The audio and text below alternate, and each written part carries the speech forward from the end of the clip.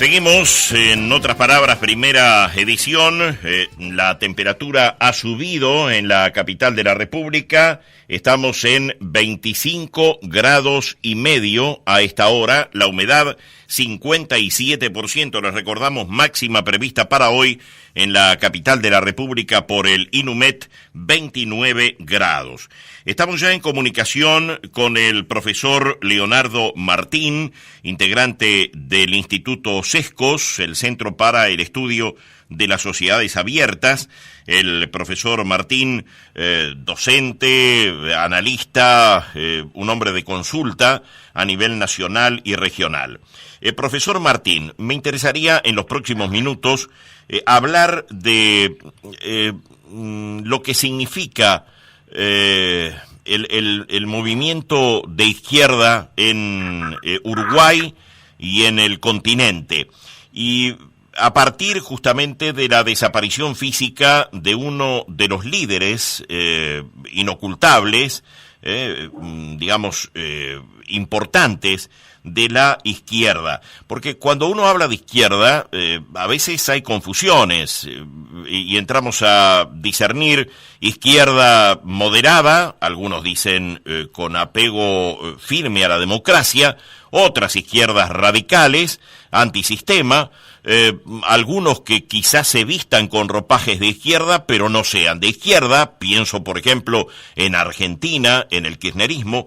¿Qué pasa, con la izquierda, y cómo ve usted, en el momento en que se ha despedido al doctor Tabaré Vázquez, un hombre, como decía alguien por allí, que supo ser popular sin ser ordinario?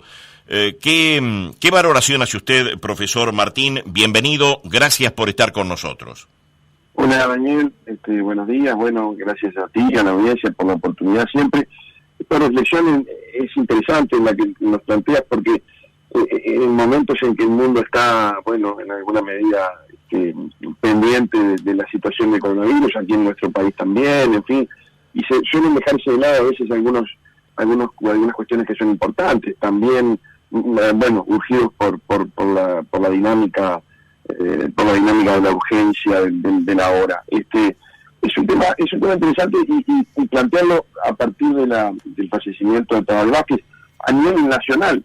Bueno, ya se ha hablado suficiente, creo yo, y se seguirá hablando por gente incluso más preparada que nosotros. En fin, desde CESCOS tenemos una mirada más internacional, más vinculada un poco a lo regional, etcétera, y desde ese punto de vista es interesante el planteo, en el sentido que Tabaré Vázquez parecería que de algún modo pasa a ser algo así como el fin de un ciclo en la izquierda, no solo en Uruguay, en donde se ha hablado mucho en estos días, a partir de su desaparición física, de la necesidad de renovación del Frente Amplio y de la dificultad que el Frente Amplio tiene en un momento de oposición, además, ¿no?, que justo lo encuentra en un momento de oposición para transitar nuevos liderazgos, etcétera. Pero eso se puede trasladar, creo yo, a través de toda América Latina. Nosotros vivimos una década, y hago un poquito de historia aquí, nosotros vivimos una década en donde la izquierda en Latinoamérica, como tú muy bien decís, se vistió con diferentes ropajes, pero que terminó siendo un modo de gobierno en toda esa década pongamos un lugar del 2000 al 2010 o incluso al 2015. Esa izquierda es muy heterogénea, ¿no?, en donde tenemos y tenemos personajes como Chávez, Maduro, que catalogarlos de izquierda o de derecha pasa a ser una cuestión ya irrelevante, en la medida que son gobiernos completamente dictatoriales y que olvidan al pueblo que dicen defender, etcétera, etcétera. Después tenemos movimientos también un poco sanguinarios, como el de Ortega en Nicaragua, la supervivencia del sistema cubano, que ya es un misterio, ¿no?, un misterio universal, un experimento sociológico que habría que estudiar con mayor profundidad. Y después hay, como en el caso de Vázquez, otras izquierdas, pero que también entraron en ese proceso largo que se dio en América Latina entre el 2000 y 2015, en donde la mayoría de nuestros países estuvieron de alguna manera gobernados por un signo distinto, ¿no?, y que gozaron de una enorme bonanza económica. y que la mayoría cayeron, ¿no? Y aquí salvo al Frente Amplio, ¿no? En alguna medida, pero utilizando un poco la figura de Vázquez como para este fin de ciclo, la mayoría cayeron en un enorme descrédito político, vinculado principalmente a enormes casos de corrupción. En el caso de Vázquez, por supuesto, no es el caso en lo personal, pero también el Frente Amplio aquí tuvo un ocaso, en alguna medida, en estas últimas elecciones, en donde gran parte de la explicación es los fenómenos de corrupción. Entonces, lo que estamos viendo, creo yo, aquí en América Latina, es la dificultad de renovación de esos grandes liderazgos que tuvo la izquierda latinoamericana en esta última década y media. Me refiero a Lula da Silva, me refiero a Rafael Correa, me refiero a Evo Morales, me refiero, al propio Chávez con la sucesión payasesca que tiene por parte de Maduro, me refiero al propio kirchnerismo, que como tú dices, Daniel, es un movimiento más populista que de izquierda, pero que en alguna medida también ha entrado en esa bolsa de representación de la izquierda. Bueno, me refiero a la izquierda colombiana, un poco articulada por la FARC y otros movimientos guerrilleros, que también ha pasado un poco al ostracismo. Es decir, hay una enorme dificultad de liderazgo y que yo creo que Tabaré Vázquez es de alguna manera el final de ese ciclo, de esos grandes personajes que tuvo la izquierda, con sus matices y con sus bemoles, pero que de alguna manera le plantea a la izquierda latinoamericana un nuevo desafío, que es renovarse y generar nuevos liderazgos a partir de haber sido gobierno, de haber fracasado en alguna medida en muchos de esos gobiernos, y ahora plantearse en el futuro, ¿no? Bien, esto daría para mucho más, pero me interesa, utilizar todos los minutos para mirar distintos escenarios. Y hay otro tema que también está allí presente, que son las dificultades económicas de nuestro continente a la luz, no solo del coronavirus, ya veníamos bastante, complicados. Y se plantea un dilema, una dicotomía, subsidios versus movilización. ¿Esto cómo lo podemos entender, profesor Martín? Bueno, yo creo que aquí también hay una cuestión interesante que tiene que ver con el tema macro, que es que estamos definiendo de la izquierda. Nosotros estamos viendo, por ejemplo, aquí a nivel de Uruguay, que la crisis del coronavirus nos ha puesto en una dicotomía en donde notoriamente el gobierno apuesta por el mantenimiento de una cierta movilización que asegure el funcionamiento de la economía, y estamos viendo a una izquierda que quiere apostar por menor movilidad con un esfuerzo mayor del Estado. Y allí, en alguna medida, también hay algo de esto que veníamos hablando anteriormente, porque en alguna medida en los movimientos, este desaprovechamiento de la década dorada de América Latina, vinculado a todos los precios de los commodities que nosotros exportamos, etcétera, que en alguna medida en gran parte de los países terminó relativamente desaprovechada, seguramente a partir de una mejor distribución en algunos casos, pero también, como dije, rodeada de enormes fenómenos de corrupción. Le ha dejado a estos gobiernos que salen, ¿no?, a estos gobiernos que ingresan de alguna manera del 2015 hasta ahora, ¿no?, en donde el Uruguay ha sido uno de los últimos casos, en donde la izquierda ha dejado el poder, le ha dejado una situación económica muy comprometida, una crisis profundísima de la cual todavía no tenemos la verdadera magnitud, y eso es importante, creo yo, señalarlo, ¿no? Porque aún en Uruguay, que veníamos transitando una situación relativamente controlada del coronavirus, ahora hemos entrado en lo que el presidente anoche decía que era la primera ola, una primera ola muy tardía, pero que nos va a enfrentar, hasta la aparición de la vacuna, a un proceso de crisis muy importante. Entonces, allí se da una dicotomía, es decir, una izquierda que pretende ser popular, tratando de apostar al subsidio estatal para cerrar los países y para paliar una crisis económica, pero que ella misma dejó una situación económica muy complicada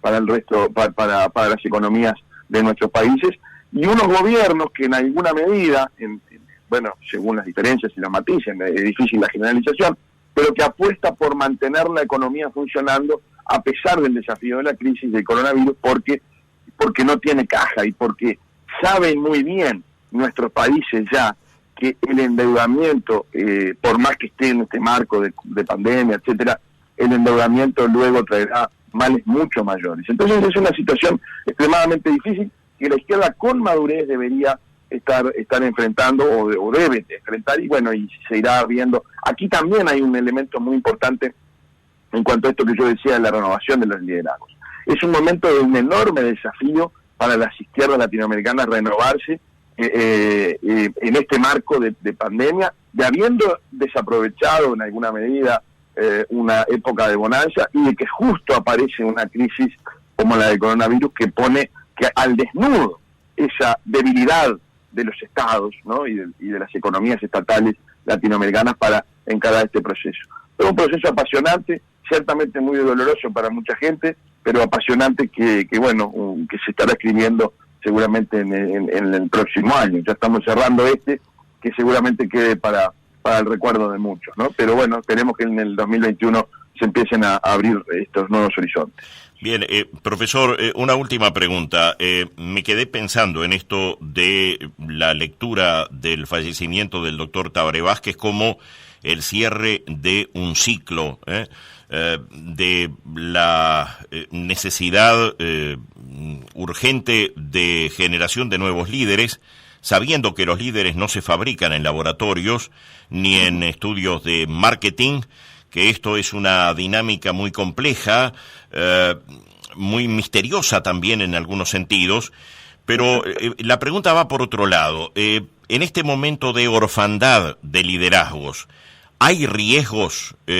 Porque uno observa, por ejemplo, en Argentina, las ocupaciones, violencia en el sur por pseudos mapuches que invocan pertenecer a esta respetable etnia, en lucha también, sí, desde hace muchos siglos, y observa también la glorificación de algunos que empuñaron armas en los años 60-70.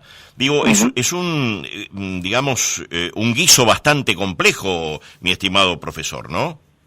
Absolutamente, yo creo que hay, como todo en esto, como siempre hay matices, pero claramente, yo creo que desde el punto de vista de Uruguay nosotros podemos mirar con cierta tranquilidad este panorama, pero no sin prestar atención a procesos muy complicados que eventualmente pueden suceder. Está claro que en Argentina, como tú decís, Daniel, con muy buen criterio, hay peligros latentes. Ya estamos ante una suspensión de las primarias, de las elecciones.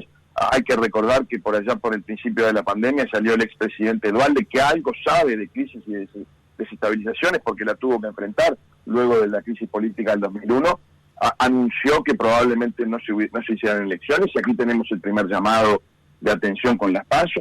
Nosotros tenemos un Brasil agobiado por la pandemia, con un presidente con un populismo de derecha, con un apoyo de la población que va disminuyendo y que se mantiene casi exclusivamente a subsidios económicos. Vemos allí un combo en Brasil también muy complicado, más allá de que la economía no estaría tan comprometida como la Argentina. Bueno, está el caso de Venezuela, que ya es un caso, como digo, absolutamente de locos. Está el caso de Nicaragua. Está el caso de Bolivia, que renueva gobierno. Está el caso de Perú, la fragilidad institucional de Perú, también con unos problemas gigantescos de enfrentamientos étnicos y de enfrentamiento social. Bueno, América Latina se enfrenta, y por eso me parece interesante tu última pregunta, porque en alguna medida la izquierda, en los años 2000, vino a poner vino a unir de alguna forma en muchos lugares, vino a unir a algunos sectores de la sociedad que estaban de alguna manera postergados o que estaban olvidados, etcétera. Pero ahora lo que tenemos es una izquierda sin liderazgo, con gran dificultad y con una olla a presión ahí en muchos lugares que el coronavirus agita todavía más, que sin duda puede ser peligrosa. Insisto, tenemos la tranquilidad de verlo desde nuestro pequeño país, desde nuestro pequeño Uruguay, con esta penillanura suavemente ondulada, pero hay que tener cuidado que alguna ola no nos contagie y nos pase un poco por arriba, ¿no? Me encantó esto de la penillanura suavemente ondulada. Y como nos enseñaban en la escuela siempre. Me retrotrajo. Sí, señor. Totalmente ondulada, en lo geográfico, en lo social, en lo político, en la pandemia, en todo, ¿no? Absolutamente, definitoria del carácter, en algún sentido. Absolutamente. Mi estimado profesor Leonardo Martín, del Instituto Sescos, el Centro para el Estudio de las Sociedades Abiertas, muchas gracias de nuevo por la riqueza de su conocimiento y el permitirnos compartir esta mirada inteligente sobre lo que pasa, nos rodea y nos toca. Muchas gracias, Gracias a usted, Daniel, a la audiencia, y un gusto participar como siempre. Feliz 2021. Igualmente para ti. Vamos a una breve nueva pausa y después intentamos comunicación con Río Negro, Fray Ventos. Sentí Oriental.